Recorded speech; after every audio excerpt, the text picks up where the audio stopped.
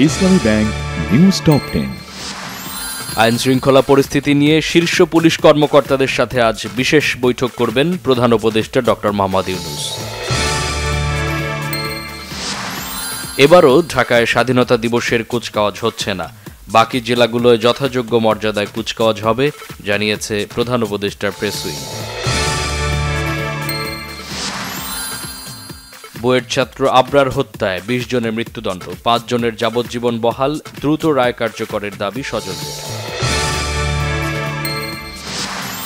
বিএনপির ভারপ্রাপ্ত চেয়ারম্যান তারেক রহমান বলেছেন, গুম খুনে অভিযুক্তদের বিচার না হলে আবারও অন্যায়ের সুযোগ তৈরি হবে। বিশ্বমানের গ্রহণযোগ্য নির্বাচন চায় ইউরোপীয় ইউনিয়ন, অর্থসহ সব ধরনের সহায়তার আশ্বাস প্রস্তুত ইসি, জানিয়েছেন সিইসি। ব্যক্তিশ্রেণীর করমুক্ত আয়সীমা বাড়িয়ে ৪ লাখ টাকা করার সুপারিশ করেছে Centre for Policy Dialogue CPD. স্বাস্থ্য, স্থানীয় সরকার ও সড়ক পরিবহন মন্ত্রণালয় একক আধিপত্য বিস্তারে ১৩০০ কোটি টাকা ঠিকাদারি কাজ লুটের অভিযোগ শেখ সেলিমের বিরুদ্ধে।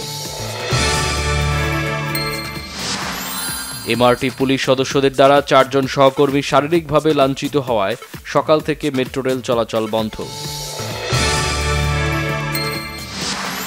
যুক্তরাষ্ট্রে শক্তিশালী টর্নেডোর আঘাতে মিজোরি অঙ্গরাজ্যে ১২ জন সহ অন্তত ৩৪ জনের প্রাণহানি।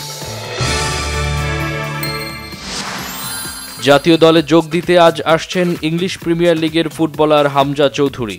জাতীয় দলের পৃষ্ঠপোষকের দায়িত্ব ইউসিবিএল।